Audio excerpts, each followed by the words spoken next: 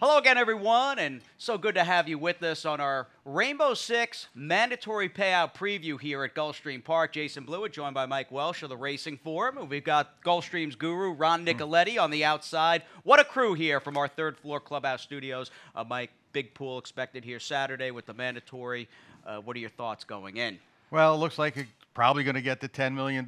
This is a little bit better card than we have for a lot of these kind of mandatories, except for the first bottom-level maiden claiming race. We got a stake. We got some allowance races. We got some big maiden races later in the card.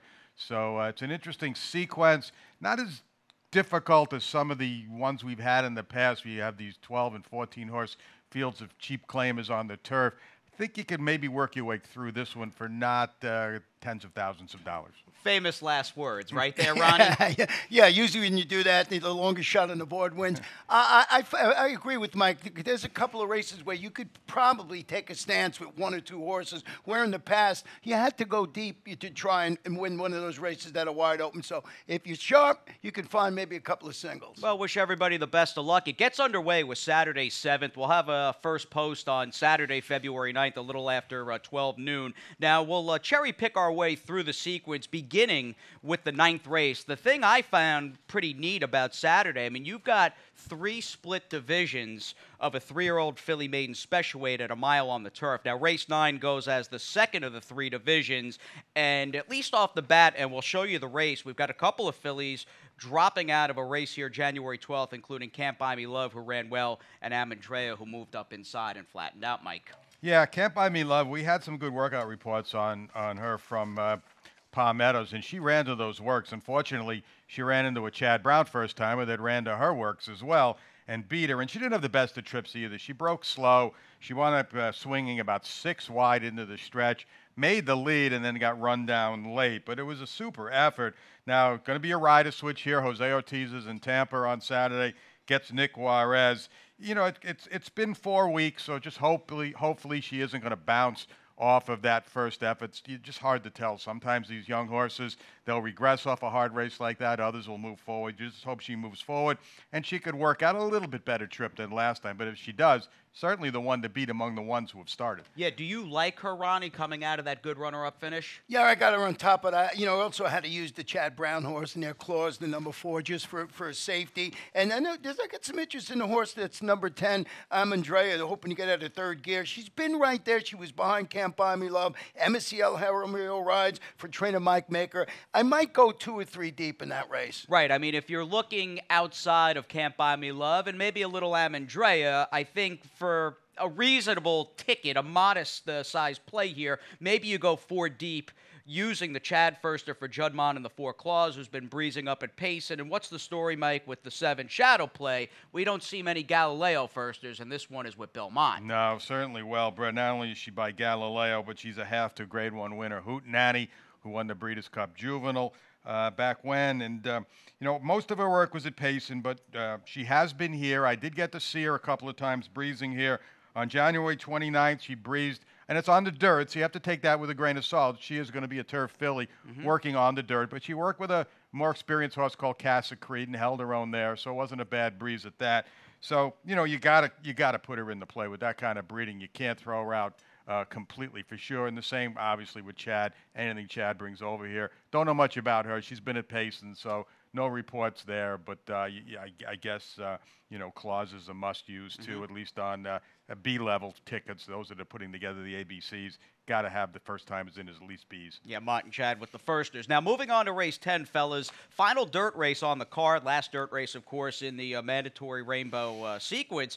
This race I like quite a bit for the obvious reasons. I mean, it's a high-level 3-year-old dirt race at Gulfstream on Saturday, February 9th. I would imagine, Ronnie, the connections of both Global Campaign and Standard Deviation are thinking they've got the goods here to hopefully move forward, maybe to the Florida Derby. Yeah, that's 2 you have to use. I did side with the number 3 Global Campaign, the $250,000 curling, half-brother to the Grade 1 winner, Bolt D'Oro. I just like this horse, you know, head-swirling debut at 7 furlongs. Not going to single there. Also going to use the Chad Brown horse in there. And just to note, the number 7 Sunshine, we noted yesterday, was also entered on Sunday. Might not run in that spot. So when you're putting your tickets together, make sure you check that out. Yeah, it does sound like Outshine. And again, this isn't official by any it is stretch. official. I It talked is. to Todd yesterday. All right, No, so he's coming definitely out. running on Sunday. He went in here just as insurance in case the race did not go on Sunday to make sure this horse got to run this weekend. But he definitely wants to go to the 7-8. So unless something crazy happens between Right. now and tomorrow afternoon, he can be outshine and look for him on Sunday. Now, Global Campaign looked great, got the fast fig. Huff's been good for Sagamore this winter, et cetera, et cetera. We have Chad bringing back standard deviation. Didn't run all that fast, but did break his maiden first time out at Saratoga, going 7, right around Alabama time, and then 2 consecutive grade 1s. Here's his latest workout, or in fact, 3 back for him up at Palm Meadows. What are your thoughts with standard deviation? Well, he certainly looks good training, prepping for this. Note the blinkers are off. The race he ran in Kentucky in the Jockey Club just got hung wide all the way around, so you could almost put a line through it. He's coming back now fresh, and Chad off the layoff is deadly as can be. He's had experience going a distance to ground. That's his little edge over Global Campaign, who obviously has the edge on recency, who has more speed. I know Stanley Huff is really, really, really high on this colt. He's by curl, and he figures he'll have no problem going the 2 turns. I guess maybe the only issue here was, does he get hooked early for the lead by Awesome DJ? Maybe he's smoking hot. If he does, will he be able to sit back, relax, and finish going a mile and a 16th? But, just strictly looking from a Rainbow Six standpoint, I think you have to use these 2. And maybe that's as far as you need to go in here. But I think one of these 2 will win. But again, like you, I'm looking down the road as for future 3-year-old races for this race as much as the Rainbow Six. These are a couple of really talented horses who we could see back in the Fountain of Youth. We could see in the Florida Derby. Who knows? But let's let them get through here first. Absolutely. No, 2/3 of this Rainbow Six sequence, high-quality, primetime winter racing at Gulfstream, and we really don't miss a beat. Of course, the stakes are a little different. The surface is certainly different, but let's move on to the second stakes on the afternoon, the $100,000 El Prado. Mike, I'll start with you. This does seem like a race to me where if you had 5 of them at the 16th pole stacked across, I don't think any of us would be surprised. Yeah, you would think on a card like this, a Rainbow Six sequence, the stake would be the last thing you'd have to think about going 5 or 6 deep. But I think you maybe really do in here. I mean, Mr. Cub is going to probably, I think will be the favorite off that last line. Second, the Bricks and Mortar, big buyer speed figure.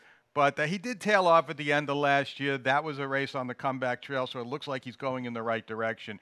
But in a field like this, a huge field, and where they're so evenly matched, I mean, there's no way I could put him up there as a single, although I'd use him. I like CM Riep a little bit. I put a line through that last race at Laurel. Been freshened up. Looks like he's training okay.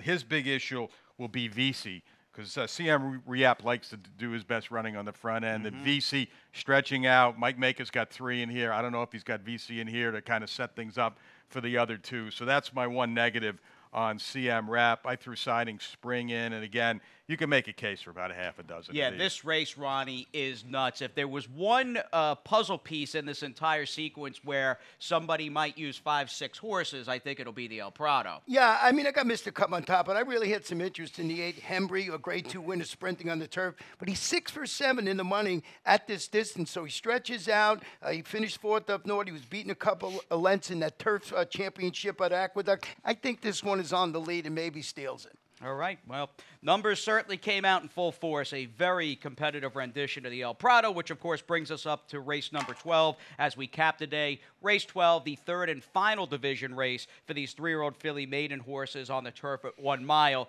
Not only do we have a lot of money at stake, we've also got, Ronnie, your Saturday long shot in the mix. You know I had to have one in this Rainbow Six sequence, and it's the 6 Modern Muse. This is a daughter of Sky Mesa, debuting on the turf. Blinkers added. Had trouble in its last race behind a trio of next out winners, including a really nice horse called Queen of Bees. So you got the key race, the sophomore bred on both sides of the family tree to love the turf, working bullets for trainer Joy Misra. What do you got to get hit in the head with a rock? This is the one. Is this a must-use? Is he on another planet, or is this horse dangerous? I got to tell you, I picked him 3rd. I mean, this horse is dangerous. His last work was terrific. Blinkers on.